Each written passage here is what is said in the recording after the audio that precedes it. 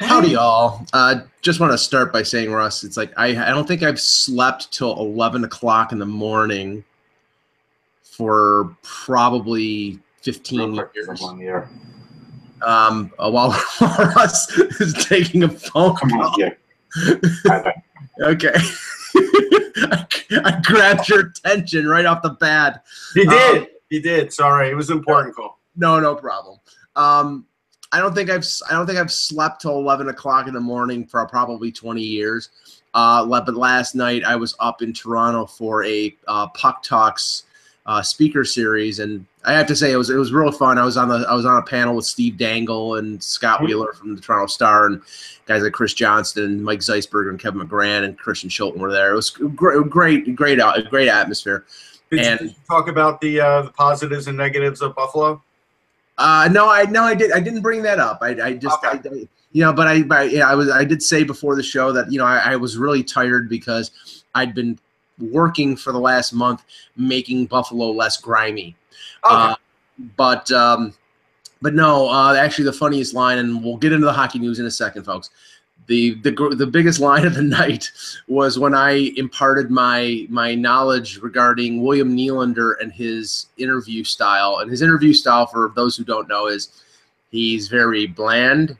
He's very, he'll give you an answer for about 3-4 lines, and then that's it. And you don't really learn anything. And that seems to be the technique of a lot of young players. They just don't want to say much of anything. It's a lot of hockey. That's Willie. Yeah, that's and his interviews with the media are rather short. And my nickname for him was 90-second Willie. Right. And the crowd took that as a different connotation. So I didn't mean it that way, folks. I meant it in terms of the interviews. But anyway. Of course. Okay, so let's start the show. Eck may be joining us. Okay. Okay, here we go. Hello, Hockey World. Today is Friday, June 30th, 2017. I'm Russ Cohen from Sportsology. And I'm Michael Agello, and this is the Hockey Buzzcast here on HockeyBuzz.com. Well, if we were needing any news, we got plenty of it in the last 24 hours. We'll start talking about that. Now, we'll start with the trade that happened yesterday and the news of yesterday and work our way forward.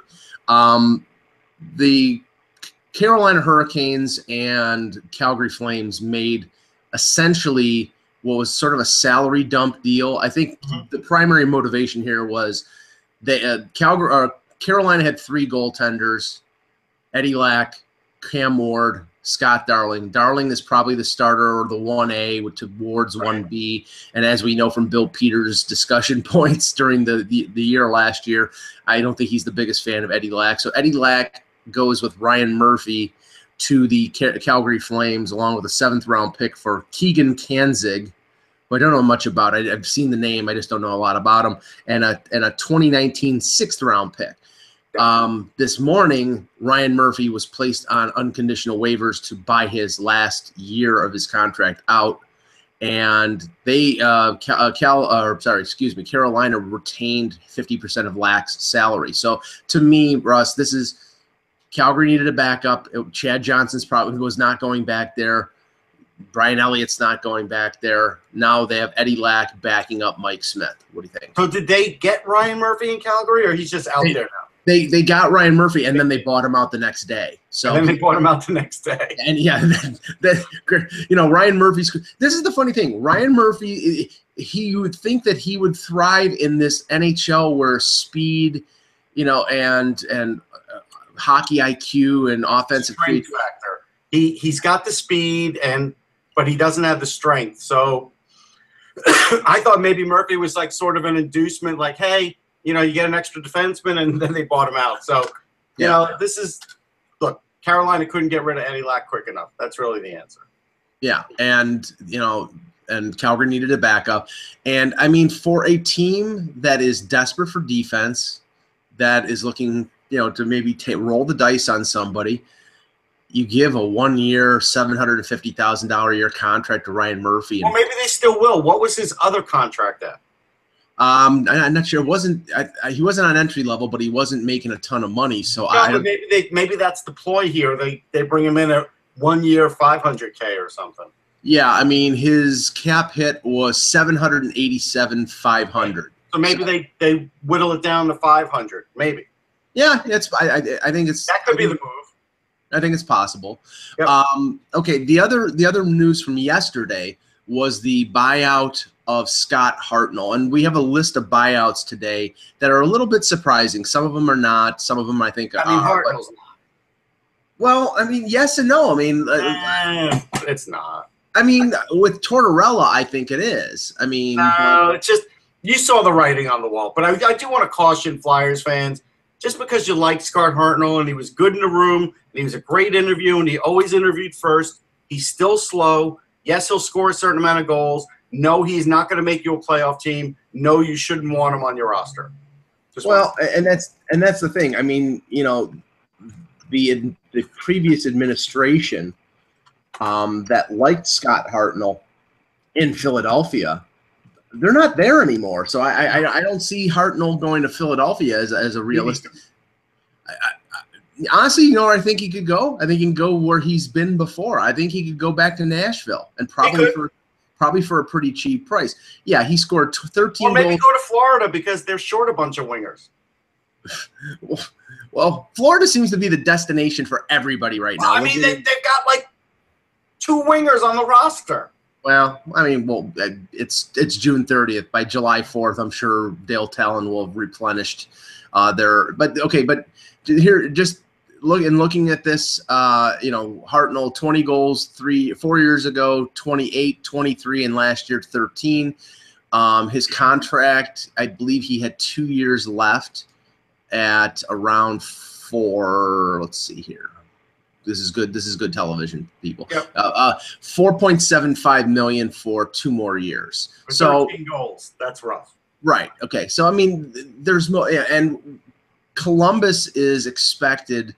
I mean, there seems to be a motivation in Columbus that they've got a window here, that they've got the defense. Bobrovsky, I think, has a year left in his contract. That's a win now mentality, and they're going to, you know, they cleared out David Clarkson's contract. Well, here's the other motivation too. Pierre-Luc Dubois is getting ready to come up. He threw out the first pitch the other day at the Indians game, so clearly he's on the agenda there. Pierre-Luc Dubois threw out the first pitch at the Indians game? Or, I mean, does Columbus have a base? I guess maybe it was the Clippers game. Sorry. Oh, okay, yeah, well, that makes it's probably sense. The Clippers. Wait, I said Indians, but I think it was Clippers. I know they're Ohio's hockey team, but yeah. Oh, okay. So, this morning and about an hour and a half ago, the Buffalo Sabres and Minnesota Wild. This is sort of a head scratcher because, the deal was Tyler Ennis and Marcus Foligno, who's an RFA,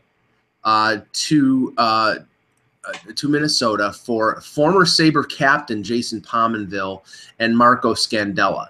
Now, Scandella, they were looking to move a defenseman because for cap reasons and because, you know, I think next year they're going to sign Matt Dumba to an extension. They needed to make some room. Scandella, I believe, is under contract for another 4 years at $4 million. Right. This deal is a little strange because Buffalo takes on more money, but they get the benefit of Pominville's contract expiring at the end of this year. This is a savings for Minnesota. It's cash. The players, they know what's the deal with the players. Like, these guys are all diminished in talent or are injured or whatever. These are the NBA-type trades that we warned about a couple of years ago that would start to happen. So this is just clearing cap space for a capped-out team like Minnesota. But they took more money, but they took more money long term. Long term, but not this year when they're really going to contend. Now, the question is that, you know, I mean, Foligno was making a little over $2 million. He's an RFA. You know, he put up decent numbers last year. You know, he's probably not going to break. He's not going to break the bank. He's probably going to sign for anywhere between $2.5 and $3 million. You know, on a bridge deal.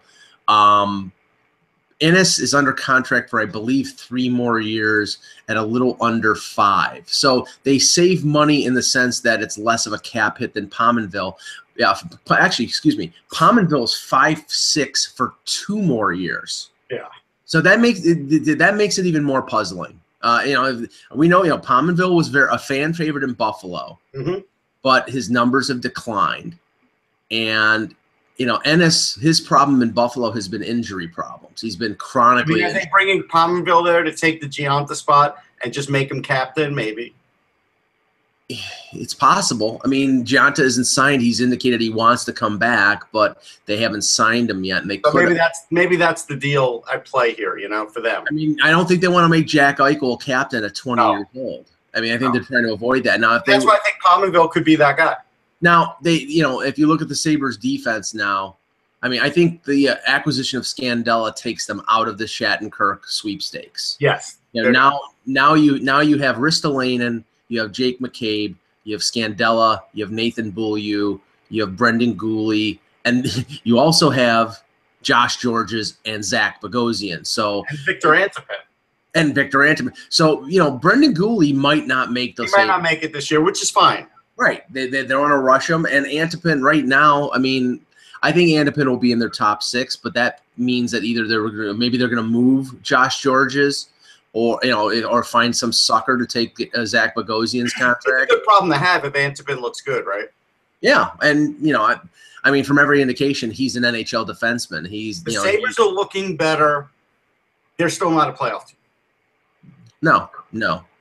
Now, the interesting thing also is I believe the buyout window was 5 p.m. today. At 5 p.m. The buyout window expires at 5 p.m. today. So any player that was going to be bought out had to be placed on waivers for buyout.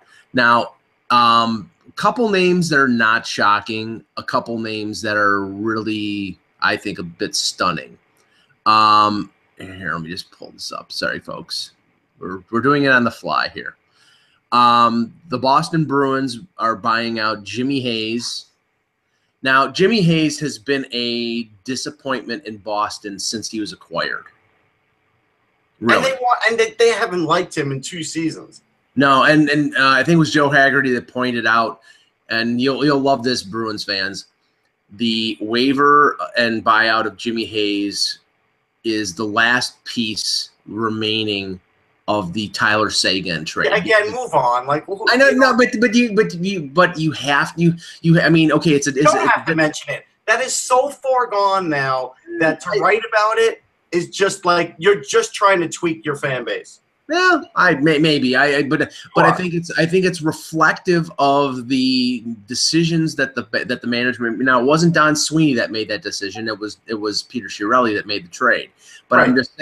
I'm just saying that that is when you trade a guy. And again, we know that the trade was also precipitated by ownership. It was because they didn't like the things that were happening with Seguin as a young guy. So again, this is like such ancient history that I don't even want to talk about it. You can. Okay. But yeah, I'm just saying, you would expect a trade made within the last 5 years for some of the pieces to still be part of your team, and there are none. So I think that shows that deal for Leaf fans out there that bemoaned and cried about the Phil Kessel deal. Dougie Hamilton's in Calgary, Tyler Seguin's in Dallas. Right. Nobody's in Boston, so there you should feel a little better. Okay, Ryan Murphy was bought out. Was bought out for waived to be bought out, and so is Lance Boma. Not significant moves. These are stunning so far. You're right. Yeah, just to clear a contract. I was a little surprised about the Devils and Mike Cammalleri. I'm not because of the age. They really do want to move on. They didn't want to be dependent on older players. A couple of years ago, they had that last gasp where they, made a little playoff run. These guys don't have that kind of game anymore. It doesn't mean that Cammalleri won't catch on with some Stanley Cup contender and do well. It just means that the Devils are moving on from that, and that's smart. Now, yeah, Cammalleri, 2 more years at $5 million. Yeah, I mean, if you're taking him at that contract, it means you need help on the power play, and you're desperate to win the Stanley Cup. Well, the reports are that New Jersey had been looking to trade Cammalleri for upwards of a year and had not been able to find anybody to take a bite. So they bought him out. Now Devontae Smith-Pelly was the other player that they bought out, and he's had a weird career because there's been times where he's played really well and looked like a guy who could be not a top 6, but a top 9 and a contributor, and then he just sort of drifts away and does nothing. It's weird. He's had a weird career. I agree with that. Now I would say the interpretation of the Cammalleri move is that Ray Shero is clearing space to sign Kevin Shattenkirk on July 1. I don't have the buyout figures, but I'm assuming that New Jersey is saving probably $3 to $3.5 million in cap space by buying out Cammalleri. So, okay, the other two, Ben, and this one. I'm going to just say this because you said that. After looking at teams and cap space, I did find another suitor for Kevin Shattenkirk that would make sense, and it's nobody I've mentioned before, and it's the LA Kings. The LA Kings have $10 million in cap space. They only have 5 defensemen right now on their roster, and Kevin Gravel's an RFA who will come pretty cheap. You slot him in there, and that might be, your miss for Voyov. We've all been talking about, hey, they haven't been able to fill that role. Well, now they'd be able to fill it. Yeah, the only thing that I think tempers that possibility is the fact that Doughty's contract is up in 2 years. Yeah, I don't think that matters. I think it does because honestly, they're probably gonna have to pay. He's going to get top of the market money anyhow. Right. I don't think if Drew Doughty would want Kevin Shattenkirk to come in, I don't think it'll affect his salary. That's just my thinking. Well, they have so much money tied up long term that they haven't. They'll buy out Dustin Brown or Gabrick. That'll happen. Well, it hasn't. it didn't happen this year. We know Gabrick's got 4 years left. We know Brown's got 5 years left. It's going to happen, right? One of these years, they're going to get bought out little by little. Or they're going to trade them somewhere to somebody who somebody like Arizona or something. Yeah. Or Vegas. A few more buyouts. This one yesterday, and I rubbed my hands with glee after hearing that Benoit Pouliot, the darling of the analytics crowd, had been bought out by the Edmonton Oilers. Okay. Yeah, no shock. Yeah, this is the thing. If somebody had asked me about this, I would have said this last night on the panel. For every Jonathan Marchessault you have out there who scores 30 goals and was a good pickup and the pickup was based on his numbers, on his analytical numbers, you have a Benoit Pouliot. So it's not a foolproof thing that just because puck possession and other factors are used means that you're gonna hit 1,000.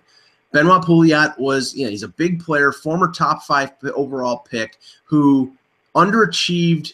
I think it was Minnesota he started off with. Then he was traded to Montreal. Then he went to the Rangers. Then he went to Tampa. He's been around, and Edmonton signed him. I think it was 5 years, $4 million per, or it may have been 4 years. And for the first half of that contract, he really didn't do much in Edmonton. Right. So, they buy out the final 2 years of his contract. He'll latch on somewhere, Russ, but I just don't. You cannot base your decisions in the NHL strictly on numbers. You have to base it on, I think old-fashioned scouting, looking at this guy, seeing what he does, looking at his looking at his offensive production or his defensive ability, and making the decision that way, not puck possession and not analytics. But it was also a matter of, look at the year he had with the Rangers. We could just move him up a slot or two and get even better production. It didn't happen because he wasn't – with the Rangers, it was all about the matchups. On the bottom line, he matched up favorably.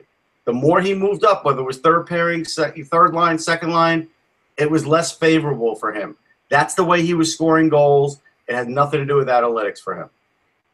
Yeah. Now, the other mentionable buyouts, Mark Stewart in Winnipeg. This could be a clearing of cap space for Carl Alsner, because apparently Winnipeg is hot and heavy for Carl Alsner. Stewart wasn't making a ton of money. It was 2.6. That's what he's making on my team in my fantasy league, and I'm ready to sit him this year too. Like, I'm done with Mark Stewart. Exactly the amount he's making on my team, 2.5. Thank you for the update there, Russ. Yeah. Who are you going to sign long term on July 1st? No. Well, I already signed Doughty in the offseason long term. Now, again, this one is a little bit surprised at because he wasn't exposed. Do not think he was exposed in the expansion draft. I don't remember, to be honest. But UC Jokinen was bought out of the final year of his contract with Florida. I mean, you get the impression now that Dale Talon is just intent on moving on from everybody he can move on from. Yes. There's some talk about Jaromir Jagr, and I didn't see the exact tweet, but apparently Jaromir Jagr there were reports that Jaromir Jagr had said that Jaromir Jagr was getting inquiries from 10 teams, and Jagr came out on Twitter yesterday and said something to the effect of, "No, it's probably me contacting 10 teams. Nobody's contacting me," or it was something funny. And we want to invite Jaromir on the show if he wants to come on the show and talk about what he can do for a team next year. We'll give him the time. Yeah, but Jokinen's cleared out of the his last year at $4 million is cleared out, and as you said, if you look at their lineup right now, you've got Huberdeau and that's about it. I mean, they've got all their centers and they've got no Seaver. He's the other winger, right? Right, yeah, and Dennis Malgin, but yeah. Basic and Derek McKenzie's their number 4. So yeah, they've got their 4 centers and Huberdeau, and then it's like you've got to fill 7 slots, and that's going to be a challenge. That'll be a little bit a challenge. Well, Dale will burn up the wire. He'll have plenty of cap money, but the reality is this isn't the best free agent year, and so I'm not bullish on Florida this season unless they pull off something spectacular. Well, okay, let's talk about a few of the big names. And I don't have, we know with Shattenkirk, it's. Well, I got a big one. I don't know who you're going to talk about next, right. but Justin Williams is in play, and it looks like it's Islanders, Tampa, Flyers, and somebody came out and said Carolina had put in an inquiry. I know that there's some interest in Toronto, but that's probably not going to happen because Toronto has 4 right wingers, and he's a right winger. It would be whether Williams could play the left side, but there was another. I'm not worried about him doing that. I think he could do that. Yeah, but I had heard up like as many as 10 teams, and he was just sort of narrowing the list now. Yeah, I heard the list got narrowed to these 3, and maybe it's 4. I would still think Tampa's the leader. I would think. No, you said, I'm sorry, it was Tampa, Philadelphia, and the Islanders. And Carolina, and the one, and see, here is where the magnet of winning a Stanley Cup and being a really good team works, because Justin Williams probably will take a little bit less to because Tampa is in Florida and Tampa is no tax state. He'll take a little less on the cap because that's probably what he would get from other places after taxes. And he's got a chance to win a cup. Yeah. So I mean and going off of that, there were reports yesterday, and we won't know for sure until tomorrow after 12 noon, that Dan Girardi is going to Tampa. Now I don't know whether that has to do with. Has he agreed to that? Because remember he was saying, I don't know if I want to be out of the New York area, yada yada yada. Well, we won't know until 12, but there are reports saying that he has. Okay, we'll see. Maybe, and I don't know if the magnet of playing with Ryan Callahan again, I don't know if and Strawman, and that's right, and Strawman. So I mean, yeah, and I would be surprised. I would really be surprised if Brian Boyle doesn't end up back in Tampa Bay, because Toronto has reportedly not shown any interest in re-signing him because, probably he's asking, and justifiably so, he's asking for a multi-year deal for probably a little more than what he was making before. And, again, I think his wife is from the Tampa area, so there's a lot of motivations there. Yeah. So he might take a little bit less just to go back to Tampa. But yeah, I mean that. Teams like Tampa, teams like Chicago, teams like Pittsburgh, when you say, oh my God, they can't make all these moves because they don't have enough cap room. Well, they go to these players and say, okay, if you want to be part of a winner, you want to have a chance at winning a Stanley Cup, you have to take a little bit of a haircut to come in. Yeah. I do want to say the Phillies signing of Jordan Weal was good. I think with Dave Haxtell campaigning for him at the draft as much as he was in every interview, I think put a lot of pressure on Ron Hextall to bring him back. And so Hextall was good, and he brought back a piece that Haxtall wanted. So I think that's smart. Then you have Brian Elliott. I think the Flyers brought him in at the right price for the right deal. Now, is that? I mean, I think it's definite. It seems like it is. Yeah, I mean, it's probably as definite as Girardi, because yeah, and if that's the case, I think that's a good spot for him, because if Neuwirth gets hurt, Elliott can be in there for a long stretch. He could still have a taste of being a number one. Nobody is going to be a true number one, and we all know that if all things are equal, he's going to go to Neuwirth first, Haxtall, because that's just what he did this last year. So I think that's a good spot for Elliott. It makes the Flyers a little better. Yeah. Again, I want to caution Flyers fans. They're making more steps forward for the future than they really are for this year. Right. Don't get too caught up with this year. They might do something at the end of the year. Maybe they'll be in it a little bit, but they're not making extraordinary efforts to make the playoffs this year. They're not going to.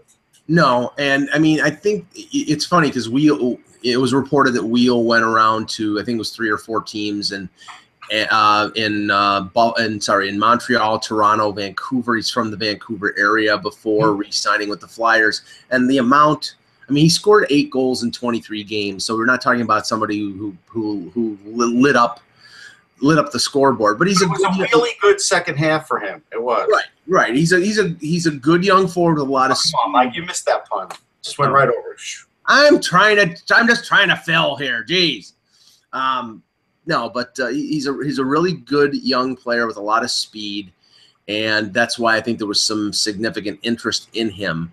But hockey IQ too. He picked up Haxtell's system pretty well.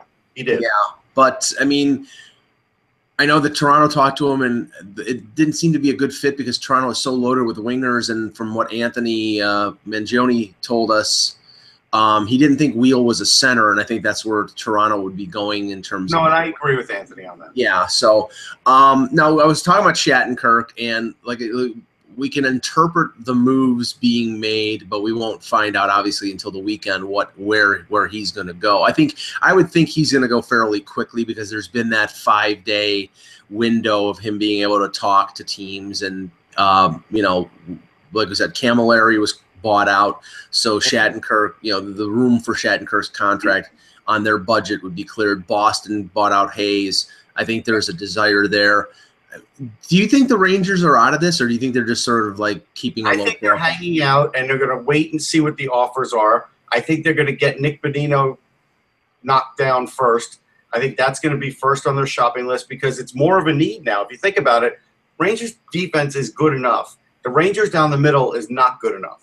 And for all the Ranger fans that say, well, Nick Bonino's a third-line center and maybe he's a product of the Pittsburgh system, I would disagree. I mean, I watched him at Boston U. He won a Frozen Four championship. In the AHL, he certainly wasn't a part of what the Penguins are doing now.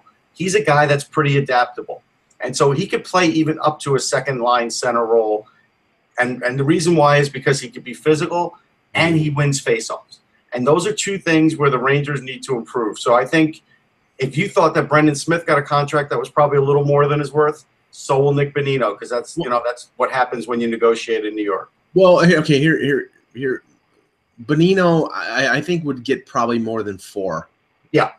Okay. I mean, I think that's the benchmark. I think that's and there are not that many centers in this free agent pool. It's a matter of the term. How many years? I would say probably 4. 4 by 3, 4 by 4. That would make sense. Yeah. But again, right now, the Rangers, I compare the Rangers right now to the Sabres of about a decade ago. They don't have a number 1 center. They have like 3 number 2s. Right. They have, Zibanejad, maybe Hayes or JT Miller. And then if they add Bonino, you've got like 3 number 2 centers, and most of your strength is on the wings. But that's what they've been rolling with for a long time now. Right, which is a way. If you don't have the number one center, that's the only thing you can do is just get as good as possible up the middle and accentuate the positive with the wingers that you have. Yeah. Now, okay, just a little bit of speculation. I heard Bob McKenzie talking on Toronto radio about an hour ago, and there's been a consistent theme. Now, I don't think that the buyout of Jokinen affects things, but apparently Dale Talon was under direction from Florida ownership to pare down the budget by about $10 million. They now with the Jokinen being bought out, they're at around like 6 or 6.5. Right. And the talk is that the next move that he's going to make is trading Jason Demers. It's been, I've heard it from Pierre LeBrun, I've heard it from McKenzie, and their word is as good as gold. So I will go with that. Now, if you look, and there are enough teams out there that are looking for defense, but there's been some talk about Demers being talked about in connection with the Maple Leafs. Right shot defenseman. His cap number is $4.5 million. The only thing I think that the Leafs would be a little hesitant about is that the term is 4 more years. But it would fit in a number of ways. And Russ, the Leafs are strong on the wings, and I think need a defenseman. So is this a destination for JVR possibly? I guess that's possible. It is. Yeah. I'll tell you another team that the Leafs might be able to deal with for a defenseman, and that would be St. Louis, because Jake Wallman's getting really close to being NHL ready for St. Louis.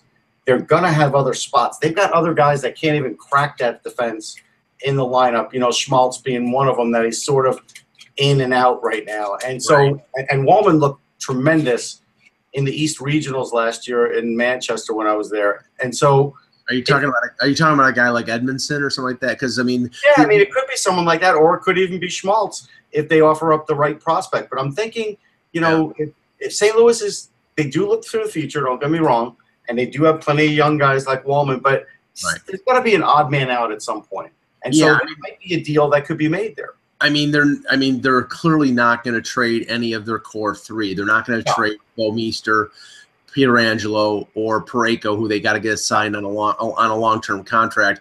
And I don't think the Leafs are interested in Carl Gunnarsson because they've had him before. Yeah. If it is an Edmondson, somebody like that, then and it'd probably be young player for young player, and that might work. But I'm just saying, somebody to keep an eye out. It's a weird feeling right now with Toronto.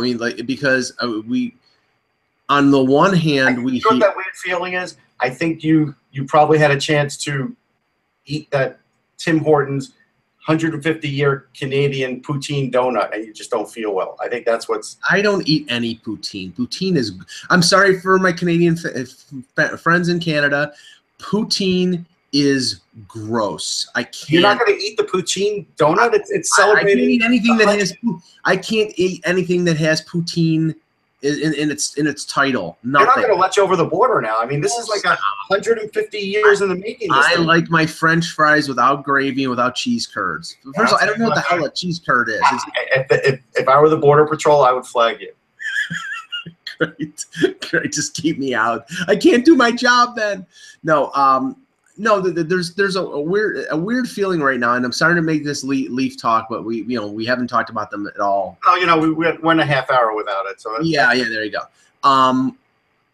There's one side of the chatter out there that says the Leafs are going to make a big move. They're going to do something. Lou's got something up his sleeve, and then there's the other side. It's like there's no pressure on them. They made the playoffs.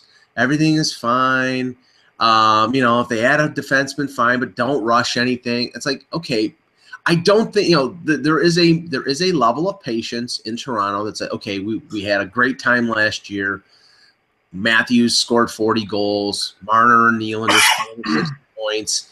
Zaitsev was great coming out of the KHL. Connor Brown, Zach Hyman, Freddie Anderson. Everything went right, no injuries, and you made the playoffs in game 81. Everything went right, and you barely got in, and you lost in the first round. Now, if you're talking about long-term results, yes, patience, wait for the right move.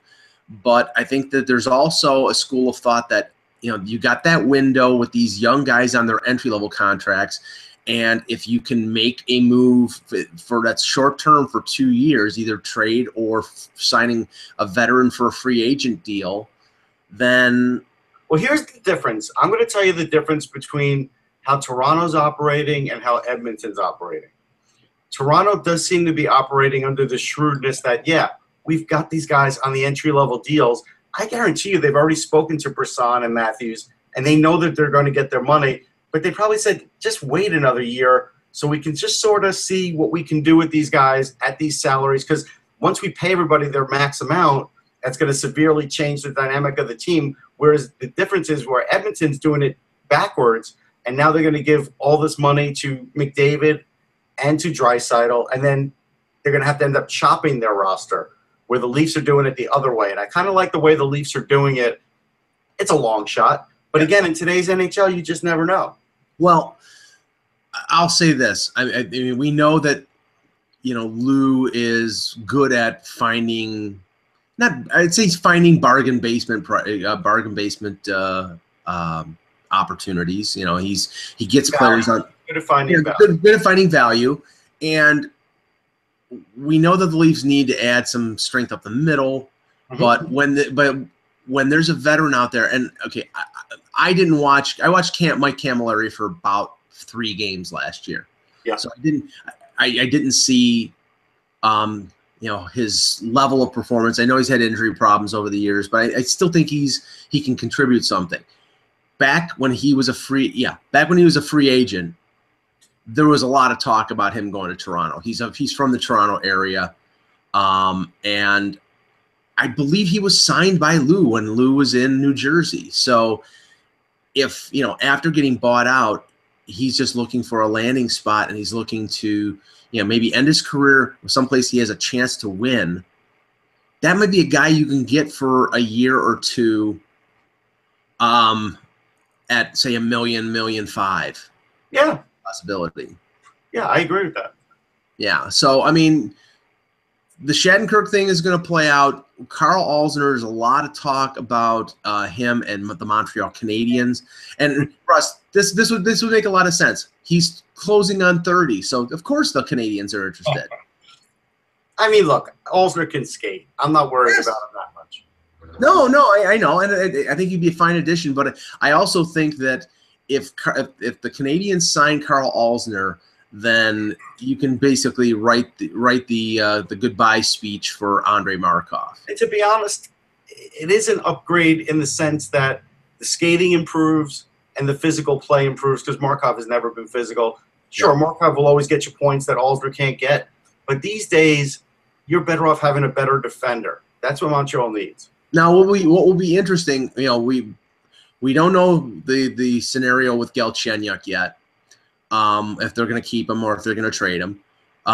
We don't know what's going on with Radulov, but it's starting to increasingly look like Radulov is not going to re-sign in Montreal. I mean, that's just the feel I get. There might be something, I saw some report from our KHL correspondent, Avis Clinton's, that Florida was talking to Radulov, and that would make sense with their lack of wingers. I mean, and they probably, again, taking advantage of the state tax in Florida, they wouldn't have to pay him $6 million or $6.5 million. They could pay him $5 million, and that would actually be more money going to him. So, I mean, so Radulov's in play. What I'm interested in, though, is if Markov says, okay, they close it off Markov and say, no, we signed Alzner, we're not interested anymore. Where does he go? I mean, does he go now? Does he just say, okay, I'll go to the highest bidder on a 1-year deal? I think so, on a 1-year deal, yeah. He'll be like Semin at that point. Right. Maybe Washington. Someone will come in like 1 year, $6 million, and he'll take it. Now, that was one of the things that I overlooked, the Demetri Orloff contract that was signed. Now, his AAV comes in a little over $5 million. Probably worth it considering he's got the offensive upside. Yeah, but I had to say this, and of course, again, everything through a Leaf prism here. I have to say that in comparison to the contracts that have been signed recently, Russell at 4, Smith at 4.35, and now Orloff at 5.1. Getting Nikita Zaitsev signed at $4.5 million was not a bad deal. No. That's looking pretty good. Hey, a quote came in yesterday late. We didn't get a chance to talk about. Lundqvist is upset that Girardi and Stepan are gone, and when he makes something like that public, he's not generally that open about things like that. We're getting near the end for Henrik Lundqvist. Like, unless the Rangers turn into an absolute bona fide winner this year or next, we might be talking about the last couple of years of his NHL career. Because I think he's starting to get disenfranchised with not winning the Cup, and I don't think he'll play for another team. Mm-hmm. So I think he will just decide one year, hey, that's it. And it might be before his contract's done. A couple notes before we end the show. Darren Drager reporting that Patrick Marleau is sitting on a 2-year offer from the Sharks. So basically the Sharks have drawn their line in the sand. We're not signing him for 3. That's what he wants. We're offering you 2, mm-hmm. and it's okay. Do you want to stay or do you want to go? Honestly, he'll look around and he'll go back and he'll take the 2, guaranteed. Right. I think that's the case. Now Joe is a different story because like all these teams are saying, hey, it would be great to get Joe Thornton. And it's like, well, wait a minute. You don't know what he's like after an ACL surgery. Do you want to give a guy that age who had just had ACL surgery 3 years? I wouldn't. No. But and there has been some indication that where Marleau goes will affect Thornton. But I think if he gets offered more money or goes to a place where he would feel comfortable, that I think he would still go. I mean, here's the thing. It continues to be floated out there that the Leafs are in on Thornton. Joe Thornton does not like attention. He shrunk from it in Boston. He loves San Jose because San Jose, there's a couple reporters there. In Toronto, there's 25. So I don't think it's realistic. I mean, I know that, Mike Babcock protects his players and all that, and I get that. And I think if the Leafs did sign Thornton, you would probably see them trade Tyler Bozak to make room. But I just don't see it. I think Toronto's name was mentioned in there to raise the heat. Well, and Joe would have to shave that beard because he's not allowed to have that in Toronto. Well, yeah, Jason Demers would have to shave that beard and put on some clothes. Right. We got one last one to talk about. Yeah, well, okay. Drager also says Columbus and Nashville with trade offers on Matt Duchene. Other teams calling as well. Colorado continues to play the waiting game. Colorado is playing with fire here. I'm telling you. They are, and actually, Aaron Portzline is saying that the Avalanche are working with Columbus and that Murray would be part of that deal. You know what? At this point, if they don't make a deal by tomorrow, they need to just end all this with Matt Duchene and say, hey, you're going to be back this year. And because otherwise it is just going to cause further turmoil within that team. Yeah. Okay, and I just got a message from Eck. He's working on a couple big things. Apparently there's a big trade that is basically just about ready to happen. It may be the Duchene deal because there seems to be some heat with that. But he said to stay tuned to Hockey Buzz over the next hour or so because something should be breaking. We will be doing a show tomorrow. When we talked about it yesterday, it was 11 a.m. to 1 p.m. We may change that because usually nothing happens at 11 a.m. All the stuff happens from 12 to 2. But we'll update the site and let you know. It'll be me and Russ and Ack. It'll be on the air at noon for sure. We know that. Yeah, be on the air at noon for sure. Exactly. But stay tuned to HockeyBuzz.com for the latest. For Russ Cohen, I'm Michael Agello. Thanks for watching, and remember, without the buzz, it's just hockey.